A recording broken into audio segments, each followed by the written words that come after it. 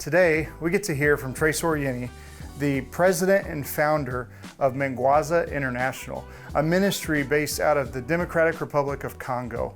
What I love about Tresor is he is so concerned about helping meet the needs of the physical needs and poverty all around him so that he can begin to help meet the spiritual needs, the needs of the heart, the needs of the soul of the people of his home country.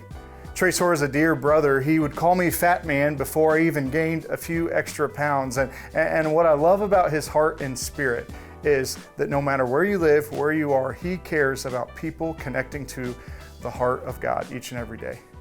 He's going to share with us from Psalm 39 for our groups today. And what I want to remind you is the same thing we've talked about each and every week: to be open, share honestly, and to seek the voice of God in your group time together.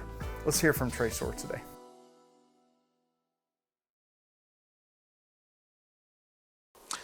Psalm 139 is one of the most beautiful psalms that exist. I believe that it is one that shares the relationship that we have with Jesus and with God. And when David was writing this, he was thinking deeply of his relationship with God. This God that is so infinite, who created every single thing there is on earth, wants to have a relationship with us.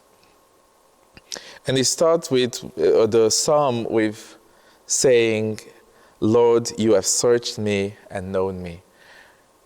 And he knows that God has searched him and knows the most intimate things about him, that there is nothing that God doesn't know about us.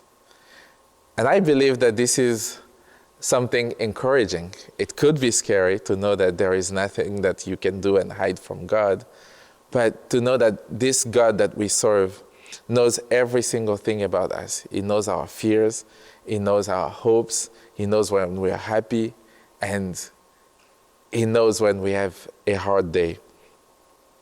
There are times that we feel like God is too far away. And there are times when we feel like he's not paying attention. But what David is saying here at the very beginning of the psalm is that this God that knows everything is always near to us. I get to spend time with children in our centers in the Congo. And I like to observe them because sometimes they would misbehave. And when they are misbehaving, they always look back and they want to know if I've seen them. But actually, I have seen them. I know who picked on who and who tried to trip somebody else. And when I walk up to them, they wonder if I know or I don't know. But what I always try to do is to reassure them that I love them, and even when I punish them, I still love them. And I think that this is where their sense of security is in knowing that even though I know their shortcomings, I know that this one is a difficult one to handle, even if I know that this one breaks stuff, that they can have confidence that I still love them. David doesn't just stop there. The psalm goes on in going into even deeper in the creation. I'm really sure that you know these words. Verse 13 says, "For it was you who created my inward parts. You knit me together in my mother's womb. I'll praise you because I have been remarkably and wonderfully made. Your works are wonderful, and I know this very well."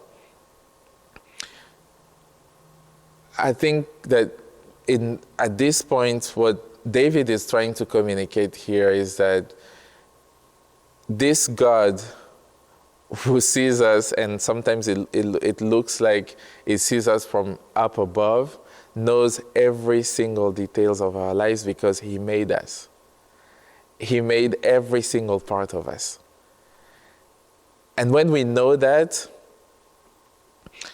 there's no other thing that can really scare us. So it doesn't matter if we deal with diseases or we deal with things that affect our body. God made every single part of us. And He can bring healing when there's sickness. He can bring peace when there's anxiety. He can bring love when we are in distress because He knows us so well. I remember when I was about to move back to the Congo after spending years here in the US. A friend of mine came to me and he was asking me if I was afraid of heading back. And as we were praying, he told me, the God who made you has prepared every single part of your body for this. You are prepared in your mind, you are prepared in your heart, you are prepared with everything to be able to do His will. So the God who knows every single part of us, He made us wonderfully. He made us He put every detail, every attention so that we would be perfect. And this is why every single one of us needs to be able to look at Jesus, look at God, and know that this is the mirror of who He is. And we need to be able to consider ourselves as sons and daughters because we were made in His image. And because He's holy, we are called to be holy. Because He's love, we are called to be love. Because He is compassionate, we are called to be compassionate. So what does it change for us today when we know that this God that we serve, the one that we love, knows us so well, knows the times when we go astray, knows the times when we are strong, and still love us? I think what it should do to us is that we should know that this kind of unconditional love only calls for total surrender. Total surrender because this is the place of safety. The fact that this is a God who in His love has given up everything, given His only child to come and die for us. That He's willing, though He knows that we don't always live the way He wants us to live, that He's willing to have us spend eternity with Him. For me, this is the greatest thing. And that total surrender means that we need to be able to live a life fully devoted to Him. We need to be able to live a life that is like His. And also, it is a call to action. A call to action for us as Christians means that we need to be able to take as many people as possible to heaven with us. And I believe that this is the message that David is sending here. The God who searched him, the God who knows him, who knows how imperfect he is, the God who made him is willing to love him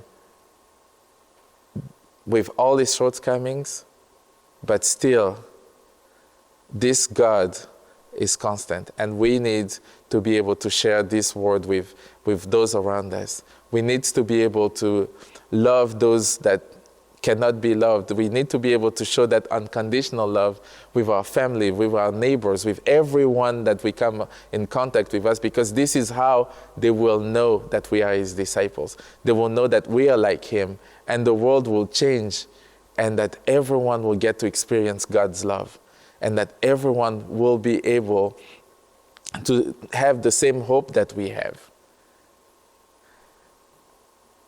I'll go back to the beginning of this psalm. Lord, you have searched me. you have known me. There is nobody else that knows us better than God. And there is nobody else that we have made in his image. We were only made in God's image. He is the mirror of everything that we are. So today, let's trust him with everything. Let's trust him with our fears, our hope, the fears of the future, pains that are in our lives. Let's trust that this God knows best and he loves us regardless. I like this quote from Corrie ten Boom, and she said, "Don't be afraid of trusting an unknown future to a known God." This God that knows us, we also know him. So let's trust him that he wants us safe.